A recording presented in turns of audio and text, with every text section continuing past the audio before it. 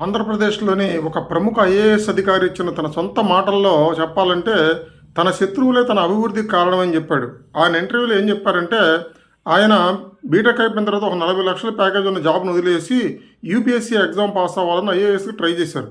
Try చేస్తే first అటెంప్ట్‌లో fail అయ్యారు. Second attempt try చేశారు. సెకండ్ అటెంప్ట్ కూడా ఫెయిల్ అయ్యారు. థర్డ్ అటెంప్ట్ కూడా ఆయన ఫెయిల్ అయ్యారు. ఆయన 10థ్‌లో టాపరు, ఇంటర్‌లో టాపరు, డిగ్రీలో టాపరు. మంచి ప్యాకేజ్ కూడా వచ్చింది. కానీ ఐఏఎస్ అవ్వాలనేది అతని యొక్క యాంబిషన్. కానీ ఆయన అవ్వలేకపోయారు. ఇలాంటి సందర్భంలో తన క్లోజ్ ఫ్రెండ్స్ అయినటువంటి ఒక ముగ్గురితో ఒక చిన్న పార్టీలో కలిశారు.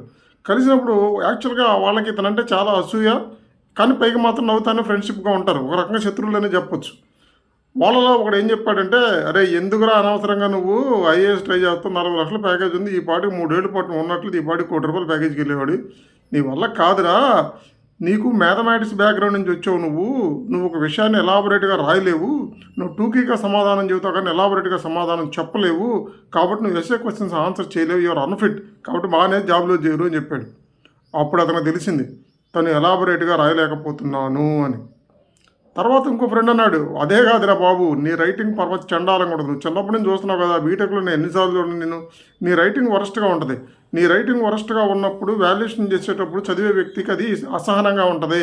అందువల్ల అందులో కంటెంట్ ఉన్నా కూడా నీకు మార్కులు తక్కువే వస్తాయి. నీ రైటింగ్ బాగోదు కాబట్టి నువ్వు పనికి రావురా ఐఏఎస్ రాయడానికి, యూపీఎస్సీ రాయడానికి" అని చెప్పి. ఇంకొక శత్రువు అంటే ఫ్రెండే. అతనేమన్నాడంటే, "రే, నువ్వు మొహం మీద కొట్టినట్టు మాట్లాడతావు. ఎవరినైనా సరే అడమతంగా చెబుతావు. నిర్మోహమాటంగా సమాధానం చెబుతావు. ఇలాంటి కమ్యూనికేషన్ స్కిల్స్లో నువ్వు చాలా పూరు. అలాంటప్పుడు ఇంటర్వ్యూలో బోర్డు మెంబర్స్ నువ్వు ఎలా ఒప్పించగలవు?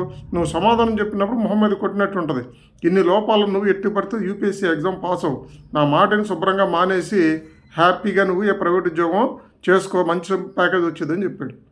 అప్పుడు అర్థమైంది తనకి, తను ఎలాబొరేట్గా రాయలేకపోతున్నానని, తన రైటింగ్ బాగలేదని, తన కమ్యూనికేషన్ బాగలేదు. వెంటనే అతను ఏం చేశాడంటే, రోజు రైటింగ్ నేర్చుకోవడానికి 3 గంటలు ఒక ట్యూషన్కి వెళ్ళాడు. 3 అవర్స్ రోజు ప్రాక్టీస్ చేశాడు.